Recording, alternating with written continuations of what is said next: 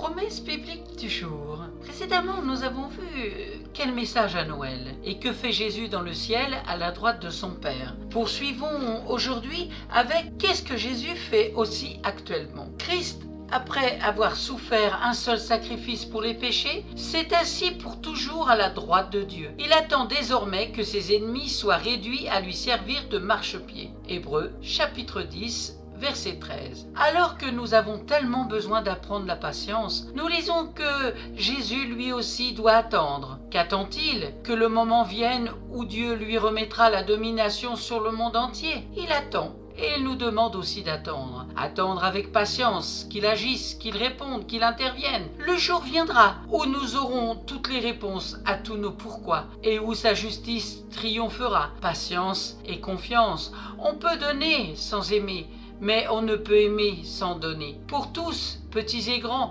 Noël, c'est la période des cadeaux. Pour Dieu, Noël, c'est le cadeau sublime, la naissance de Jésus qu'il offre à toute l'humanité. Et sa mort, c'est encore la preuve de son amour pour chacun d'entre nous. Nous pouvons lire cela dans Ésaïe chapitre 9, verset 6 et dans Romains chapitre 5, verset 8. Partageons quelques versets clés sur Noël. Michée, chapitre 5, verset 2. Et toi, Bethléem, Ephrata, petite entre les milliers de Juda, de toi sortira pour moi celui qui dominera sur Israël et dont l'origine remonte au temps ancien, au jour de l'éternité. Dans Jean chapitre 1 versets 9 à 10, cette lumière était la véritable lumière qui, en venant dans le monde, éclaire tout homme. Elle était dans le monde et le monde a été fait par elle et le monde ne l'a point connue. Matthieu chapitre 1 verset 21, elle enfantera un fils et lui donnera le nom de Jésus. C'est lui qui sauvera son peuple de ses péchés. Dans Luc chapitre 1 verset 26 à 33,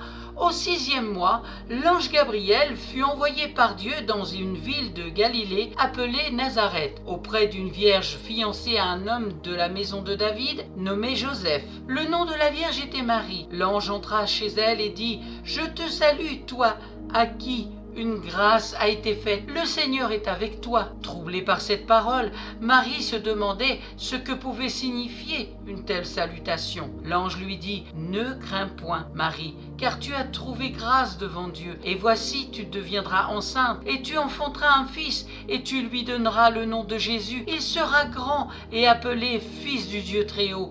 Et le Seigneur Dieu lui donnera le trône de David son père. Il régnera sur la maison de Jacob éternellement, et son règne n'aura point de fin. » Dans Luc chapitre 2 versets 10 à 11, « Mais l'ange leur dit, ne craignez point, car je vous annonce une bonne nouvelle, qui sera pour tout le peuple le sujet d'une grande joie. C'est qu'aujourd'hui dans la ville de David, il vous est né un sauveur, qui est le Christ, le Seigneur. » Dans Luc chapitre 1 versets 50 à 52, « Et sa miséricorde s'étend d'âge en âge sur ceux qui le craignent. Il a déployé la force de son bras. Il a dispersé ceux qui avaient dans le cœur des pensées orgueilleuses. Il a renversé les puissants de leur trône et il a élevé les humbles. » Jean chapitre 1 versets 4 à 5, « En elle était la vie, et la vie était la lumière des hommes. La lumière luit dans les ténèbres, et les ténèbres ne l'ont point reçue. » Luc chapitre 2 verset 7, « Et elle enfantera son fils premier-né. Elle l'emmaillota et le coucha dans une crèche, parce qu'il n'y avait pas de place pour eux dans l'hôtellerie. » Matthieu chapitre 2 verset 11. « Ils entrèrent dans la maison, virent le petit enfant avec Marie sa mère, se prosternèrent et l'adorèrent. Ils ouvrirent ensuite leur trésor